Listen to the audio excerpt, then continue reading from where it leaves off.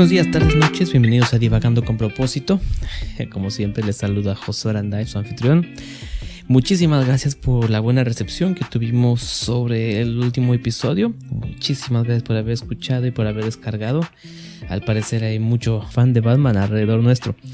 De seguro notaron mi falta de conocimiento en los cómics. De hecho, algunos me lo dijeron. Para los que no saben, la semana pasada hablamos un poquito acerca de Batman y si lo que hacía era bueno o si era un mal necesario. La pregunta que les hacía sobre la política de Batman de no matar a nadie. Y nuestro amigo Esaú Flores me hizo saber en una respuesta que me mandó que aparece en los cómics había roto su regla de no matar y que esa versión de Batman fue la que Ben Affleck usó como inspiración para hacer su Batman, el de la Liga de la Justicia, que para su gusto de mi amigo y de varios es el mejor Batman de las películas.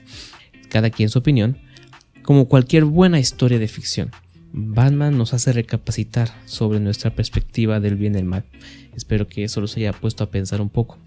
De hecho, Batman en la alegoría es alguien que se sacrifica o que sacrifica sus propios ideales para el bien mayor. Y créanme, de hecho esto pudiera ser algo muy muy malo.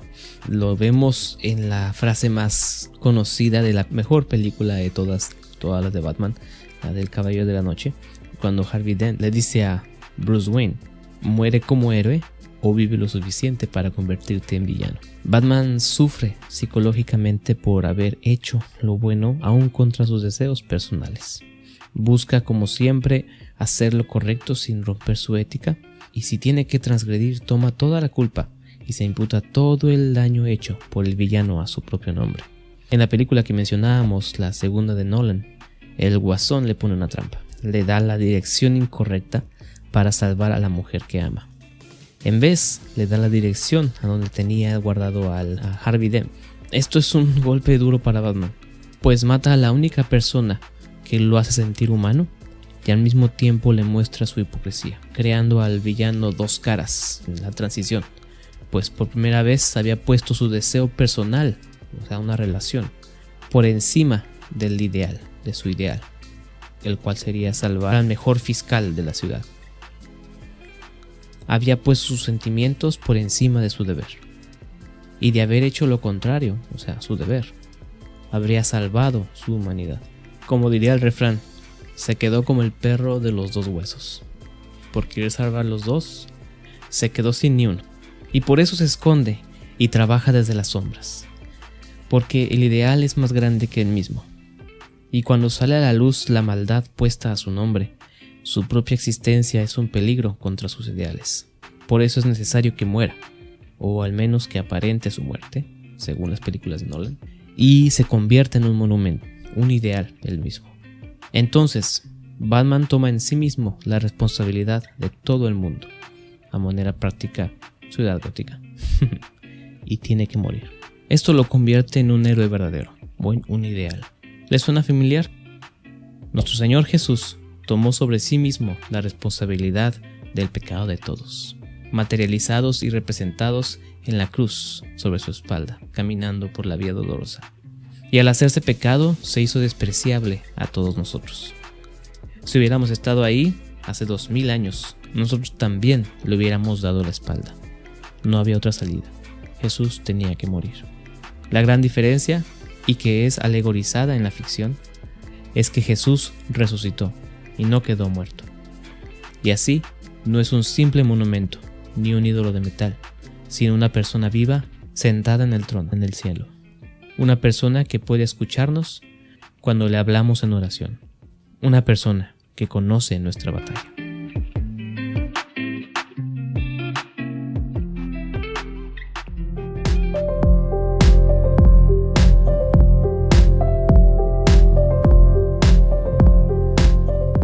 Ahora, comenzando con el tema que dejamos incompleto la semana pasada, acerca de el reino de Dios, buscando el reino, quisiera aclarar unas cositas antes de empezar.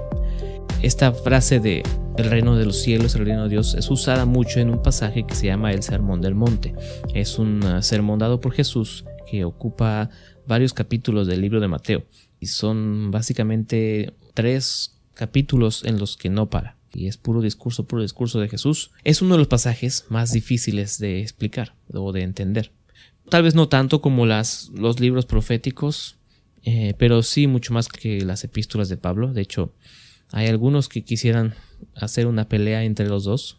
Yo no creo que haya una disputa entre ellos, solo creo que sí aplican a diferentes, que enseñan diferentes cosas, no contrarias, sino complementarias.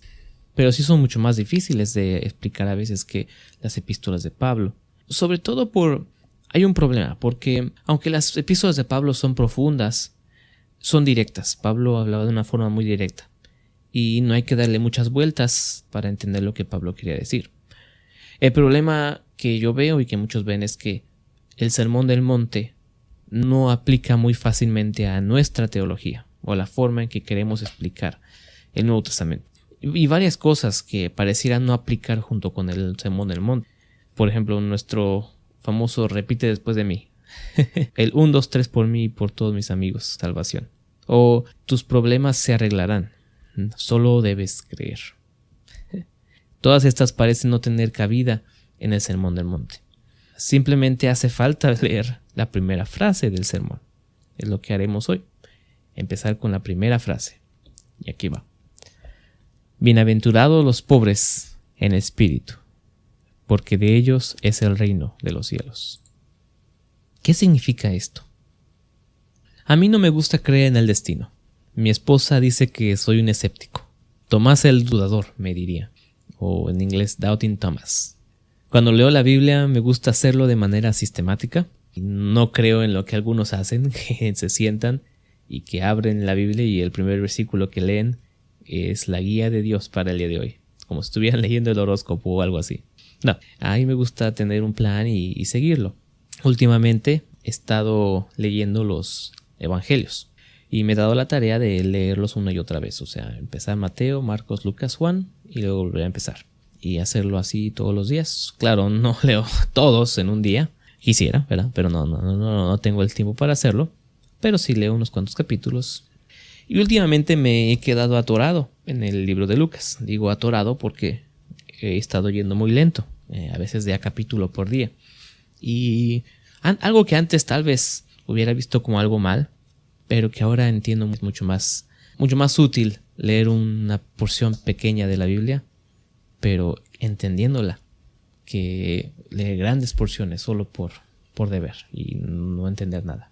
Una de las cosas que hago y que me ayudan es cada vez leer los evangelios en diferente versión, algo de lo que podemos hablar más adelante. Esto me ayuda a entender un poquito más el contexto, pues no entro sabiendo a qué voy. A veces cuando uno lee mucho desde una versión, se sabe exactamente a dónde voy y a dónde voy a llegar. Pero al no sonar de la misma forma, lo estoy leyendo como si estuviera leyendo una historia nueva, una historia diferente. Y el contexto vale muchísimo más ahí. Y como les digo, he estado atorado últimamente en Lucas y leyendo yo los capítulos 16, 17, 18 y 19. Especialmente antes de este podcast, durante la semana. Me hacen pensar si Dios me estaba preparando para este podcast. En Lucas 16 vemos, desde el 16, pero también el 18 y el 19, vemos enseñanzas muy claras de Jesús acerca de las riquezas. En el capítulo 16, las parábolas del mayordomo malo y del rico y Lázaro son una enseñanza acerca de las riquezas injustas, pues es imposible alejar la avaricia y el engaño que trae acumular riquezas. Es algo verdadero. Pero eso no importa. Lo que importa es, ya que te llegaron las riquezas, ¿qué es lo que haces con ellas? Y en ese capítulo, Lucas 16, vemos que las riquezas son una prueba para ver si realmente entendemos la ley y los profetas, o la Biblia. Dios nos prueba con el dinero, a veces mal habido, para saber si somos misericordiosos con los demás. En el capítulo 18 y 19 vemos dos historias. Primero vemos la historia del joven rico y la contrastamos con la historia de Zaqueo. Al joven rico, Jesús le pidió que vendiera todo lo que tenía. El segundo, Zaqueo, se ofreció a dar la mitad de sus bienes voluntariamente. El primero se fue triste el segundo se quedó gozoso. Porque aunque pareciera haber una discrepancia ahí en Jesús, realmente lo que vemos, lo que queremos entender es que el dinero no es el problema, sino el problema es dónde está nuestro corazón. Y la ubicación de nuestro corazón se demuestra en cómo manejamos nuestras riquezas, aunque sean escasas.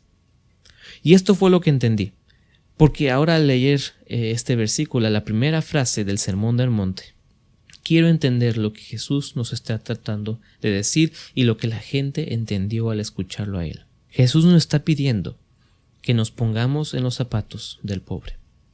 Pobre en espíritu sería una forma de explicarlo. Y como les digo, es un pasaje difícil, lo cual significa que me voy a equivocar y escucho sus opiniones.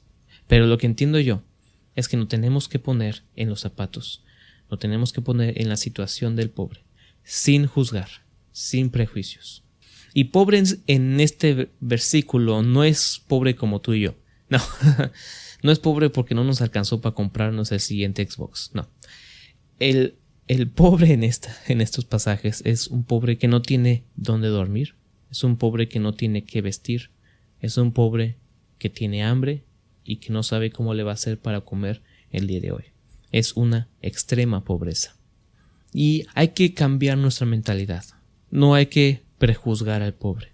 Hay que verlo sin pensar que merece ser pobre. Eso es algo difícil viniendo de alguien como yo, que tenemos una ideología, cierta ideología política, que tal vez nos haga pensar lo contrario. Pero no importa. La política no importa. Lo único que importa es nuestra actitud. Hagámonos pobres para heredar el reino. Gastémoslo todo para ganar lo eterno. Y no porque podamos ganarlo, sino porque queremos imitar al que lo ganó por nosotros. Piénsalo, ¿qué hombres de Dios han dejado el mayor impacto en este mundo? Porque recuerdan, una interpretación de lo que veíamos del reino de los cielos es ¿qué puede hacer el mayor impacto en este mundo? Pensemos, ¿qué personas han logrado el mayor impacto en este mundo? ¿O qué hombres de Dios han logrado el mayor impacto en este mundo? ¿No han sido acaso ellos que se desvivieron por otros? ¿Los que dieron todos sin esperar recibir nada a cambio? ¿Los que viven hoy como si no hubiera un mañana, en misericordia y en dominio propio? ¿Los que dan todo lo que se puede perder para ganar lo que no se puede corromper? Como dijo Jim Elliot, no es necio el que da lo que no puede cuidar para ganar lo que no puede perder. Otra frase, donde sea que estén, manténgase ahí. Vivan al máximo cada oportunidad cuando sepas que estás en la voluntad de Dios. Y una última frase de él. Cuando sea tu tiempo de morir, asegúrate de que lo único que te faltó por hacer es morir. Desvivámonos por los que tienen menos que nosotros. Pongámonos en sus zapatos. Hagamos todo lo que podamos, sabiendo que estas riquezas, tenemos estas posesiones, son solo herramientas. Es solo una prueba para ver dónde está nuestro corazón. Y así podamos ser bienaventurados heredando el reino de los cielos.